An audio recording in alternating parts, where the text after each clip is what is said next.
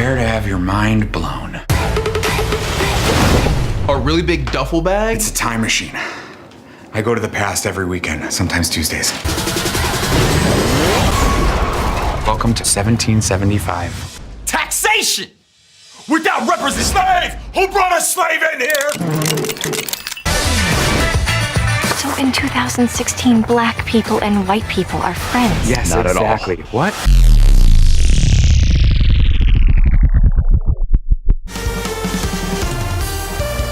Egotastic FunTime.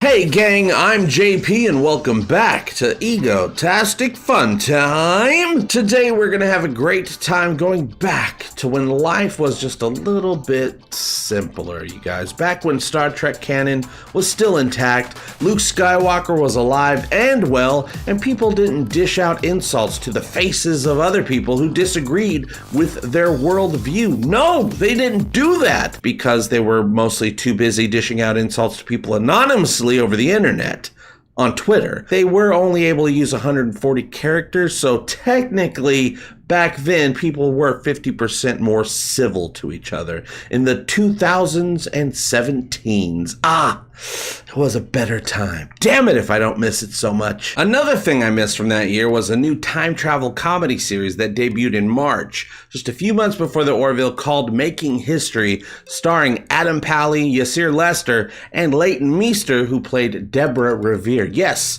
Deborah Revere, the eldest daughter of Paul Revere, who warned America about British people coming during the Constitutionary War.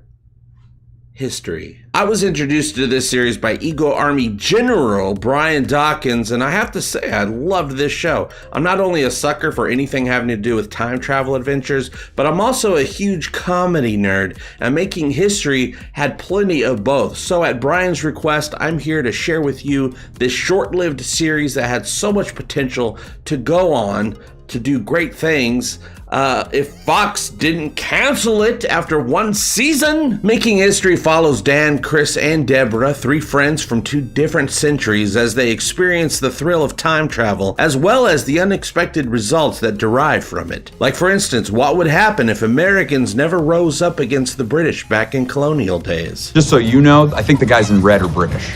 This is really bad. The American Revolution was supposed to start 2 days ago. What have you been doing back here? I don't know. Stuff? Adam Pally plays Daniel, a loser stoner type guy with a heart of gold who spends his weekends traveling back to colonial Massachusetts, like you do, where he relies heavily on pop culture references to seem intellectual and progressive among his peers. Every night in my dream, I see you, I feel you. That is how I know you. Go on. He's dating Paul Revere's daughter, Deborah, played by Leighton Meester, who is a product of her day and age, and is extremely tough and very earnest. Oh, yeah, okay. I disguised myself in a female bear carcass and then slaughtered the male when he became aroused. While leaving a dance together, they run into two British soldiers, which leads Daniel to realize... When did those British soldiers arrive? Last night. And no one rode around on a horse saying the British are coming, the British are coming? No. What if I screwed up the American Revolution? Daniel rushes back to the present, where he spots what he perceives to be warning signs that America is still under British rule. A man eating fish and chips. Starbucks is advertising tea instead of coffee? So he desperately enlists a dorky history professor named Chris to travel back in time with him to put right what once went wrong. Yeah, I don't know why you're breathing so heavy. It's not like we ran to the past. We were just lying down. Oh, I forgot to tell you, the past smells like poop because there's duty everywhere. And it's from there the two of them, along with Deborah, begin their adventures through time. I have to say, I was on board with the premise of the show right away, as well as the silliness of it. I love that they decided to have the time machine be represented as a duffel bag, as opposed to some sort of machine or contraption or something like that. That's because Making History is a hardcore comedy, you guys. It has much of that same tone that everyone expected the Orville to have when it first aired. But as we we all now know, The Orville turned out to be a brilliant sci-fi drama with comedy elements. Making History is a sci-fi time travel comedy with bits of real emotions sprinkled throughout every once in a while. And it definitely has moments of brilliance thrown into it as well that really make you think, especially in an episode that finds our travelers visiting an ice cream shop in the 1990s. The end of that episode has a moment that really makes you think about causality and how time can affect itself. But even moments like that will be deliciously smothered with every level of comedy, from very high to very low to very, very dumb, which personally, as someone who is a proud member of the non-smart portion of our society, I very much appreciate. Show me the money! Show me the money! Show me the money!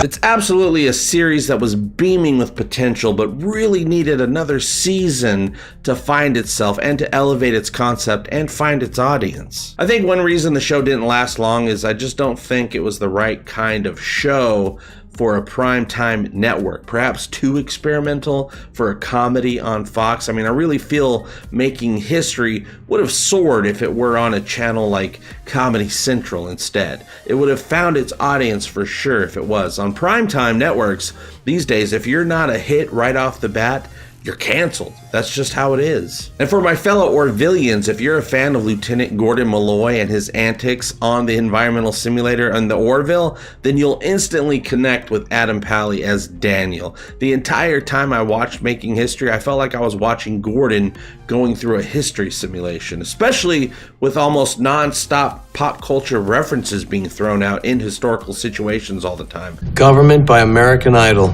What is American Idol? That was a form of entertainment from old Earth. People competed to see who had the best singing voice. Why? I don't know. It was a dark time. The series relies heavily on nostalgia humor, you guys, which is right up my alley. This is a show you definitely want to suspend your disbelief with and accept certain things in order to maximize your level of fun while watching, which is the entire point, is to have fun. There's a lot of jokes that are almost said with kind of like a wink and a smile, and the historical figures almost have that same type of satirical style to them as characters from a Naked Gun movie, especially when it comes to series regulars John Gimberling and Neil Casey, who played John Hancock and Sam Adams, who, and I ain't gonna lie, would watch an entire series based just on those two characters alone. Hello! My blood! John Hancock, Sam Adams. But I do love Daniel and Chris's adventures in the time travel duffel bag, especially when Chris wants to let everyone know just how he can rock the clarinet. Watch me for the changes. And try to keep up, okay? Oh, God.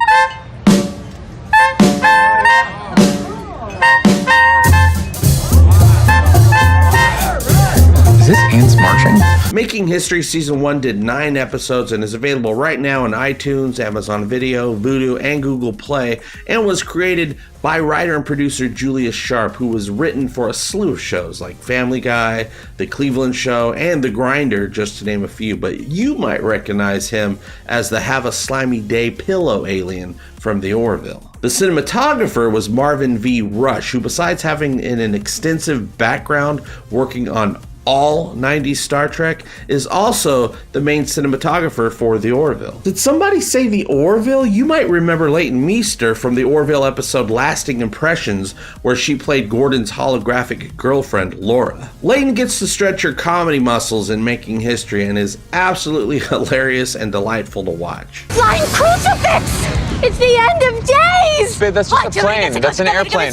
In this day and age, there's just so much entertainment to absorb that it's not only impossible to see it all, but it's also impossible for a show to be given the time it needs to develop an audience. I think Making History could have done it, but with all the competition out there vying for our eyeballs' attention, it becomes easier and easier for studios just to scrap things and try again with something new. Well, not really something new. In most cases, they'll just try again with a reboot of something you've already heard of before. I mean, CBS has made an entire television empire out of name recognition. Okay, that's it. That's all I wanted to talk about today, and I talked about it. Special thanks to Brian Dawkins for suggesting Making History to me. I absolutely loved it, even though it was murdered right before my eyes. How about you? Do you plan on checking out Making History like I did and having a rip-roaring adventure through time and space? You can let me know what you think by joining the conversation below. Due to changes in the YouTube algorithm, smaller channels like Egotastic FunTime aren't being recommended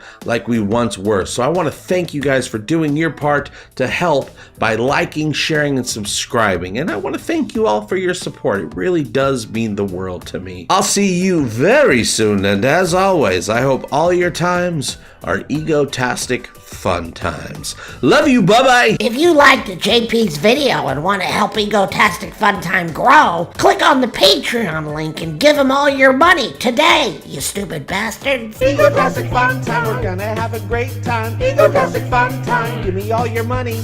Give him all your money. You will find it funny. Just give me money. I love money. Give me all your money. Give me all your money. Give me all your money. Give me all your money.